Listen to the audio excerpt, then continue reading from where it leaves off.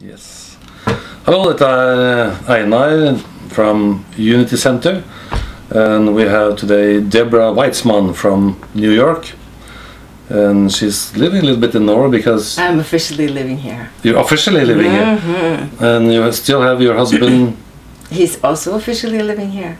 And this is Harold? Yeah. Yeah, I know. Yeah. Because I read the book. We're here today because Deborah has written this fascinating book about anxiety and how you dealt with it and got into a more relaxing life, into the love. Isn't that, I think it's... maybe not relaxing, because I don't know if I'm a relaxed kind of person, but I'm definitely more in the love. When I read the book, I didn't get the impression that you were relaxing. like at home, smoking, eating chocolate bonbons. No, not exactly. Yeah. Very, very short. This book is about Deborah, how she has been from your girl up to now, when you've been through lots of work to get rid of your anxiety, and how you did it. And it's super fascinating. It's you go into the depth of your own personal experiences, and you don't hide anything. So that's a little bit why it's you're very honest here. Oh, I actually still do hide things. Oh, you do? Ah. Okay, maybe we can get some out here now.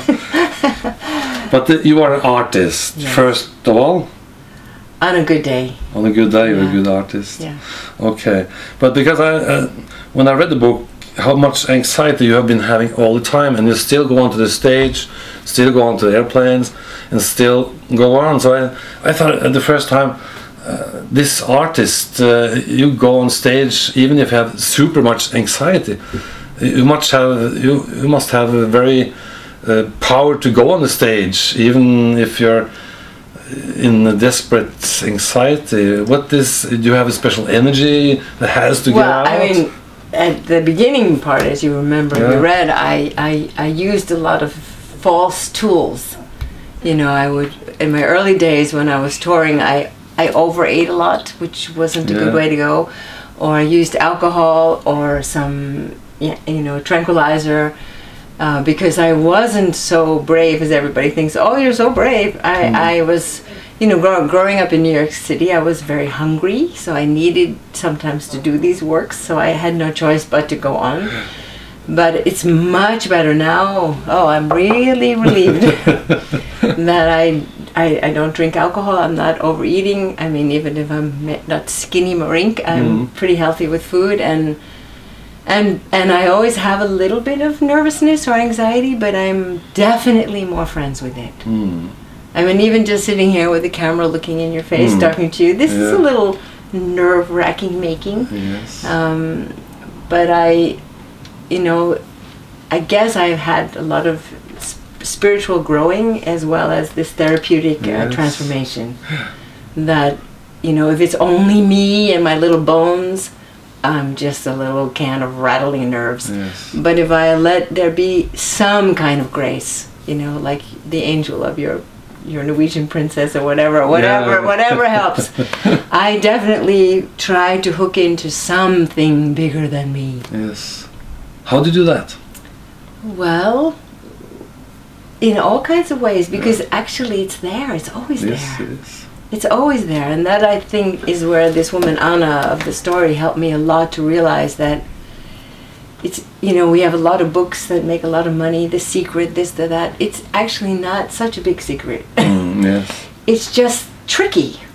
I think it's more than it being a secret, that it seems elusive. How do I know? I sit here, I'm not sure there's going to be a grace behind me. I can get used to trusting that there usually is. That if I go a little bit from my crunched, frightened place to a little tiny bit of space where there could be a little breath coming in, I just have a little chance. Yes. And maybe not more than that. I mean, sometimes it goes better than other times.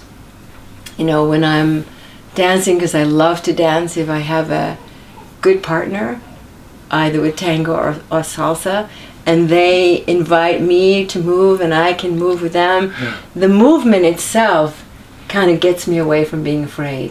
Okay. When I come on stage, and I will always be a little nervous. You know, I have some concerts here in Norway with some wonderful musicians. I play in Berlin. You know, all of us are a little nervous to start, but then, you know, we rehearse and the music will sort of start growing. Yeah.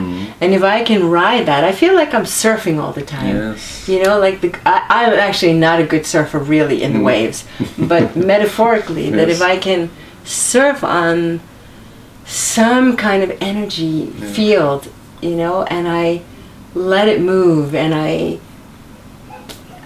just will have a chance. Is that same? We have lots of people channeling. You know what that is? Yeah. They open up and they talk things that's they take out from outside someplace. Is that the same thing you do when you get into the mood? You just open up and you channel God's music. Maybe it's to the degree. I mean, some of those people who channel, they can really hear voices, and I'm not sure I can do it to that degree. You hear music? But I hear music, and maybe it is a kind of channeling. Yeah. You know, maybe, you know, even when I wrote this book, that the words that came through me. I mean, many people are telling me it was written very well, and I always go, oh, because you know, again, it was a force that was coming through me. Okay, I had to sit for many hours and rework, you know, and sometimes this channeling force can be a little bit more clear, and sometimes it's a little harder to hear it, but maybe perhaps it is always a bit of that. I think people that goes very into music, into reading, into writing, into channeling on television, everyone who goes very deep into things, I think they open more and more up, and then they get in touch with their higher spirit, and things come out in them. Even I think people feel it. This is authentic, and it's wow. I mean, when you know, this is one of the things that I'm still working with, that I can trust that more. Yeah. Because I think what you're saying is absolutely so, and I can, you know, not try so hard to think, uh-oh, I better say to what you want me to say, or I better sing how I think they want me to sing. Yeah. But let it be more from, it's almost like something from behind me, then it seems to get closer to being authentic. And that was a big change for me. Yes, but when you have this anxiety, it's more and more difficult to get this flowing. Absolutely. I mean, you know, with the way that I grew up, even though, again, my parents did the best they could, you know, and I don't know if I just came onto this planet from other stuff, who knows, but I was just a very frightened kid. You know, my brothers used to earn money saying boo to me.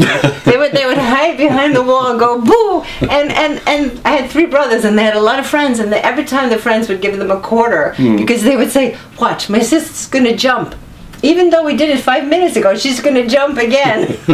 And they would do boo, and again I would jump, and they would say, don't you get it, it's just us.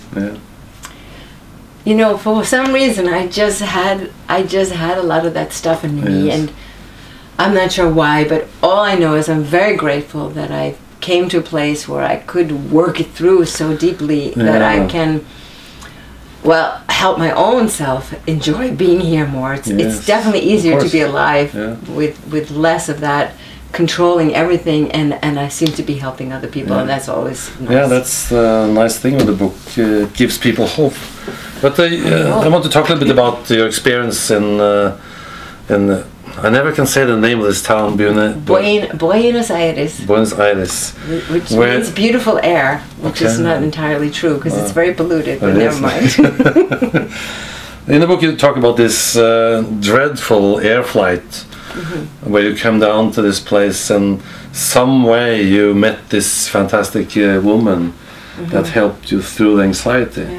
And for me it's this experience that you at last found the therapy, or what do you call it, that helped you through and get in touch with your anxiety and get transformed it to energy or something. Can you tell a little bit about what did she do? What did you do to? Well, you know, everything, as you saw in the book, it is a continuation of things. So you know, I'm an Alexander teacher. I trained with Alexander technique. That helped me a lot. I did a lot of therapy before. I mean, when I did find this woman in Argentina who took me through this breath work, she was always saying to me, I was so ready for her. Yeah, okay. You know, and then that all the work that I had done before made it that I was even more willing. So, you know, that's why whoever I work with, whoever asks me these things, I always say, whatever thing we're doing now, you know, let's do it and then let it continue, but that we find courage to go deeper. I mean, what she helped me do is to really go much deeper. I think with a lot of the therapy I had done before, either I wasn't ready or the therapy itself didn't take me deep enough. Mm. And I, you know, just to really come to that, you know, like if you think of a tree, like really to the deep of the roots. Yes. of you know, to come to that place where me consciously, I couldn't know when that was, you know, when we did this breath work, it went deeper and deeper and deeper, and also because I was in such a place of this breakdown. I mean, maybe that's what a breakdown is, a chance where it literally breaks down. Yes. That you can go to that place and really heal, really in that deeper place. Can you talk a little bit about this breathing work you've been doing? Well, this, I mean, now Anna changed it. The name of the work is I think in Spanish something like her heart work. I say it in the book, but when I was with her in Argentina, she was still doing this holotropic breath work, which Stan Grof created. Yeah.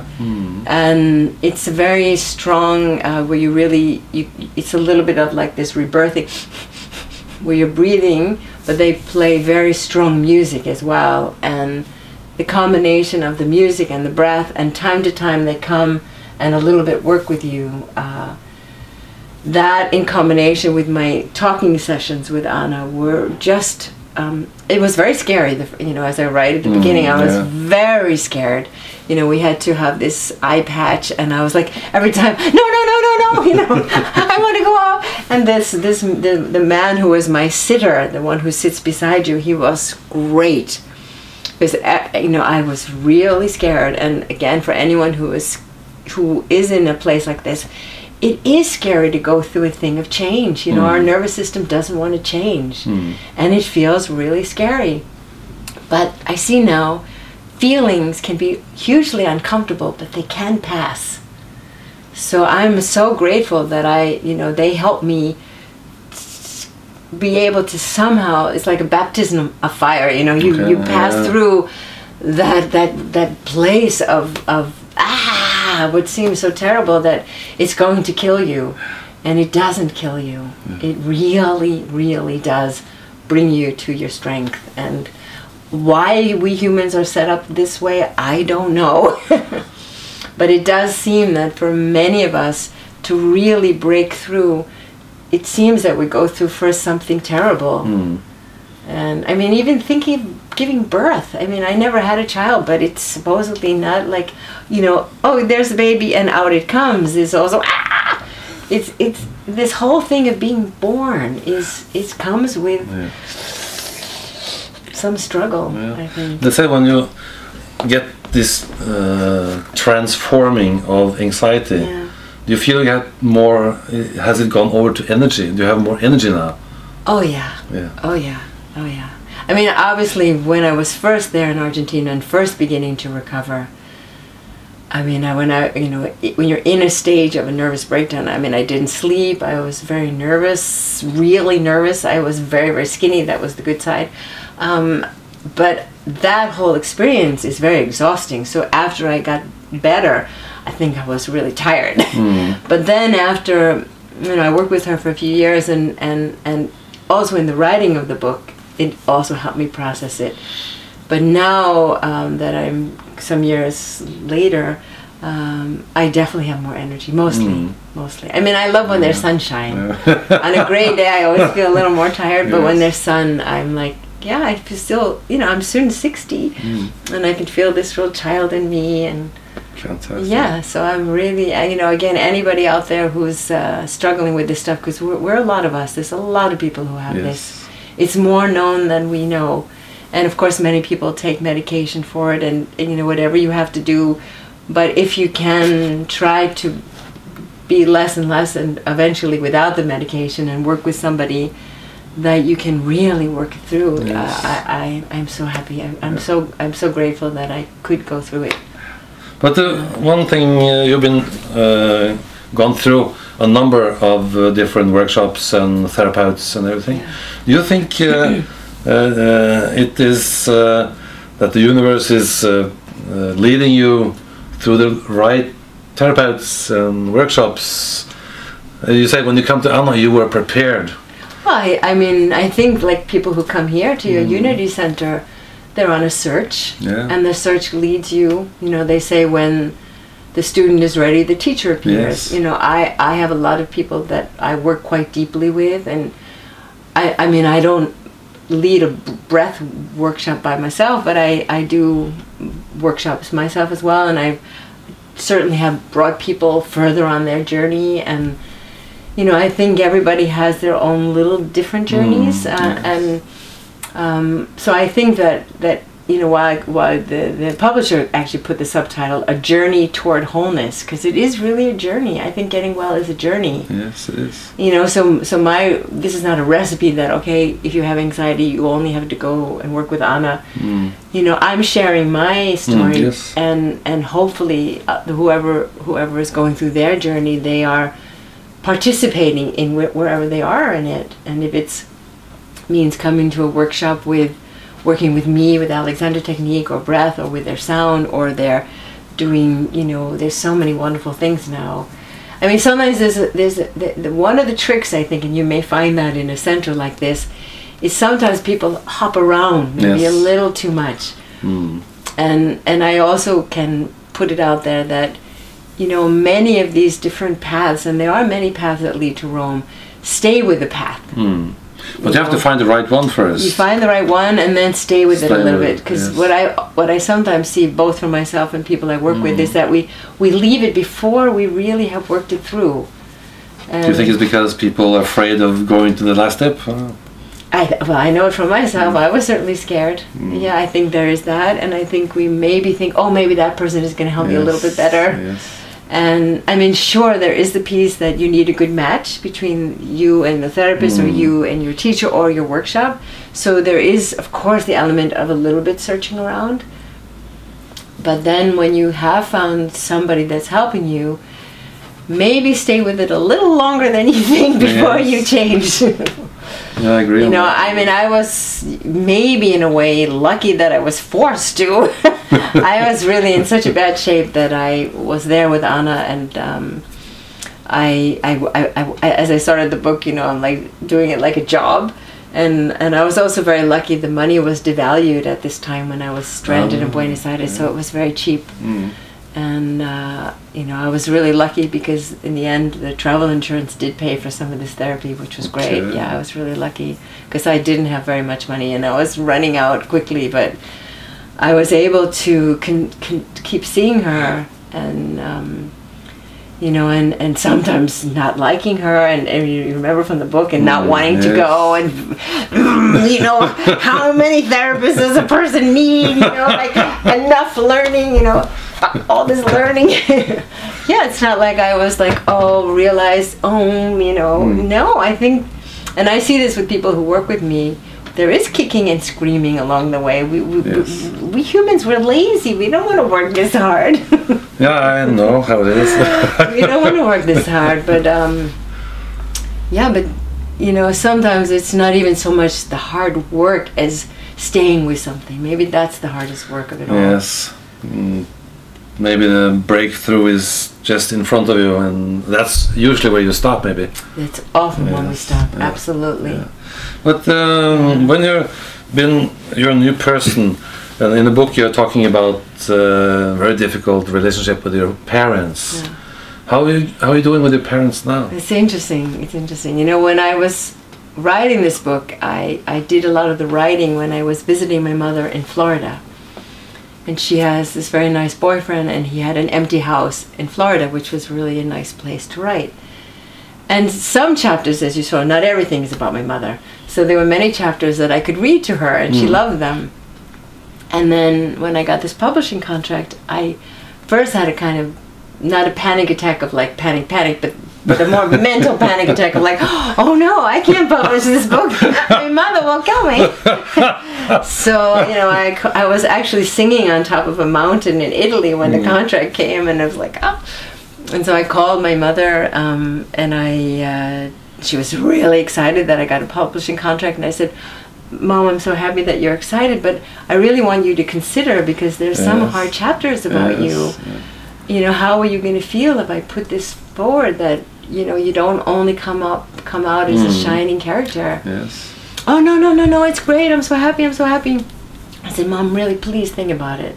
And with my father, it was also, you know, one moment I thought, no, I can't do it. And the publisher wrote me back and he said, you know, I think that's the reason why you haven't gotten a publishing contract so far. He thought the book was wonderful, but he said, you're scared that, you know, you may hurt your parents, and then I also with my father, and so it was tricky, but I you know, I don't know if you read at the very, very end, I really thanked my parents for their courage as well to let me go forward with this story. I mean, I don't completely trash them. In fact, one of my brothers read it and he said, oh, you went really easy on Mom.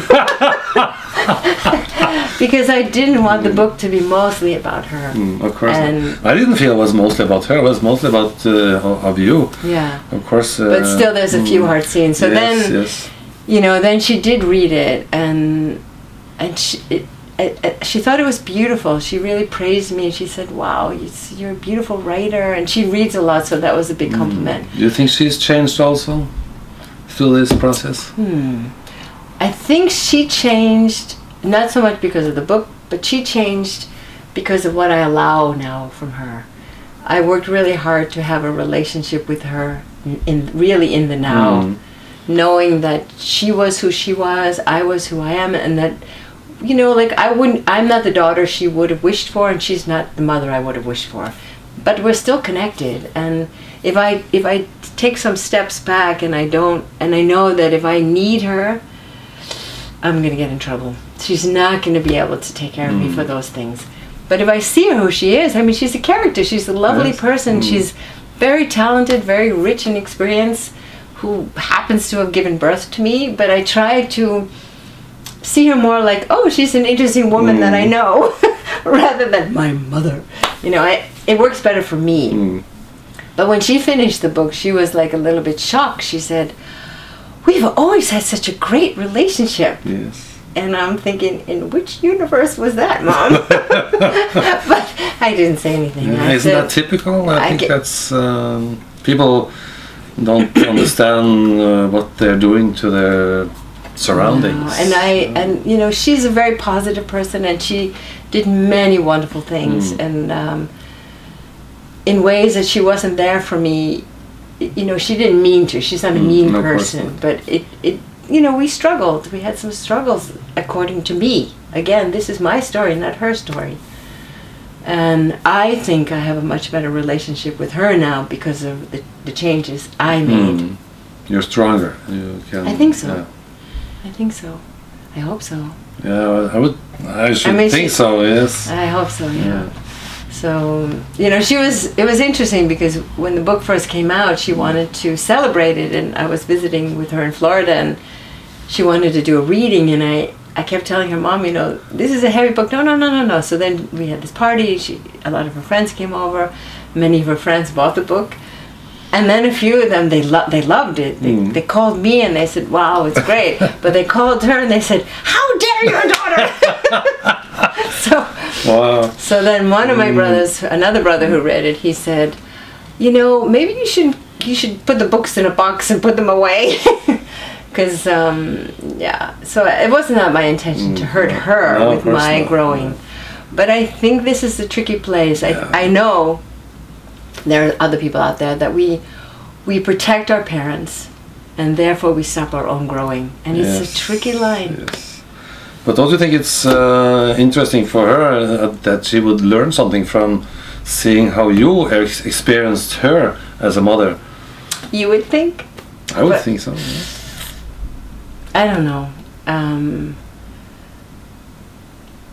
I'm not sure about. I don't know how to answer that one. That's just going to float for a while. Yes. I mean, my mom's soon. I guess she's 84 now, and she's great. She has a great life. She was a great mom in her way, but some of these sensitive issues. I'm not sure she was able to see it. You know, she's from that time of the Depression, yes. and she had a hard childhood, and I'm not sure her mother was so kind to her. Of course. You know, things go through the generations, and but you have broken this generation thing. Usually they have this family constellation thing, you know. And usually when one person gets through it and breaks up the trauma, it usually goes back into the generations. We'll see. It's very new, the book, so who knows? Yes. I mean, that's really well put. I think even before I had this experience with Anna, that was something I worked very hard in my life to break these chains. And maybe what you said, I was courageous to go out there, because that was, you know, trying to live a kind of spiritual life. I mean, I'm in this 12-step program for my eating disorder that luckily I was able to recover from about 25 years ago. And you know, and after that be on a kind of spiritual road that led me into doing things that sometimes I thought, you know, am I supposed to be here? You know, and not always feeling courage for it. But I always wanted to break those chains. That felt really important for me. Yeah, you have done it, I think I did, but maybe I won't have my...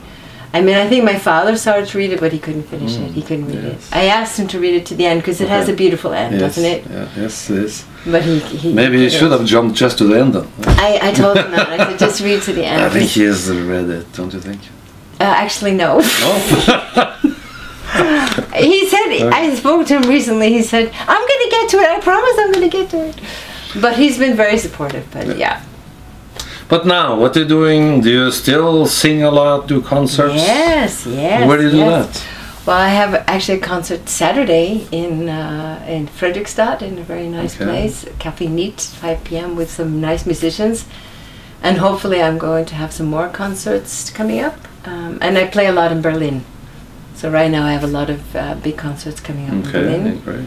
And I was just playing in the States and in Mexico. Yeah, no, I'm really loving singing more than ever. I'm not very famous at the moment, but I'm really loving it. And what's special is when I'm in that place, I think I sing better, but I see that I touch people, and after the shows they come over and they're hugging me. Everybody wants to hug me, like with the little child before. I get that all the time now. Everybody has arms reaching up, and that's really lovely. That, you know, years ago, as you remember from the book, I wanted to really be famous. Oh boy, did I want to be famous, because if I'm famous, then I can. And if you're not famous, therefore you can't. And that's a big trick of our time. You know, and really, if I can tell that to anybody, please don't buy into that trick, because the things that we love inside of us, we have a right to love them. And I certainly didn't believe that for a long time. So when you go on the stage now, it's for your own satisfaction to sing out? I don't know if it's for my own satisfaction, but I really need to sing now, and I hope that I give some pleasure to some people. But it's also humbling, because years ago when I was kind of a bit famous with the recording contract, I was terrified. Now I'm not famous at all, and I'm not terrified, but that many people hear me, so... And you were another thing. You were almost. You said you were almost famous. You almost came to the Letterman show. I know. Yeah. Well, you know, I sent them. Who knows? Maybe I'll get to be on it after all. I recently sent them a funny letter about a very nervous person who was almost on the David Letterman show, and she's a lot less nervous now. And maybe you want to have her on your show because she wrote a book, and you're in the book. And they wrote me back, send us the book. So you sent them a book? Yeah, I sent them a book, but who knows? Fantastic. Okay, also I recommend this book. For me, I'm not into singing. I'm not this big anxiety guy, but it was a fascinating book, and I think it's very fascinating for people that's working with anxiety, and I think also these spiritual people that's very open. They get very easy scared of things, and but it's also to learn to take care of yourself, even if you don't have anxiety. Yeah. I was for me it was reading a roman, like a novel. It's written like a novel. Yeah. Yes, and it's true. All this it's true. It's fantastic. Kunne zoome inn på det. A true book. So hopefully the Tannen bookstore will carry it. I hope they're looking at it now. And the bookstore here, the Lily. Lilla Kana. Yeah, she has it. Yes. Yeah. And then you're gonna come here and have a lecture next Sunday. Yes, I hope people come, and of course I'll have the book to sign. Yes. Book signing next Saturday. But of course Sunday. Sunday at what time was it? It was 6 p.m. Yeah, it's March 30th, 6 p.m. Look it up on our website, unity.no. But this video is going to be on the YouTube forever. Oh. So this... okay, so then the book will be forever. Yes, of course. And people, of course, can buy it on Amazon. Yes, it's Amazon, yes. Even though I don't particularly like Amazon. Okay, Deborah. Do you have any last words you want to tell people out there? Yes. That what I learned myself and what I want to give people courage for is if we can listen to that part in ourselves, even if it seems to be shrouded in fear. It's important to listen to it because each one of us, whether it's singing or dancing or speaking, we do have something we have to do, especially now when the earth needs us. A lot of us who are waking up or are have woken up. Thank you. My English is not always open. Yes, it's very important. Even if we don't change the world, just be in the little space in front of us and behind that we can resonate a little bit more with who we are. It's just beautiful, and I see it happening more and more. And you think that's the meaning of life? To be find out who you are? Absolutely. Not to go shopping and to have a lot of money. No, I mean that doesn't mean you have to be destitute and poor, but we actually don't need those many things. Yes. I think if you even if you think you can't sing, if you have a little walk in your beautiful Norwegian woods somewhere, and you let your voice a little bit sound, I tell you, 1 hour of doing that, you're going to feel in a much better mood. Yeah. That's really good. That's much better than shopping. Thanks. Thank you very much, Deborah. Thanks. And hope it comes a crowd next Sunday. Yeah. And if this Sunday has gone, we'll hear more from you. Okay. You're having concerts around, maybe in Oslo sometimes. Okay. And look up for Deborah Weitzman. Yeah, thank you. Okay, and thank you very much. Thanks.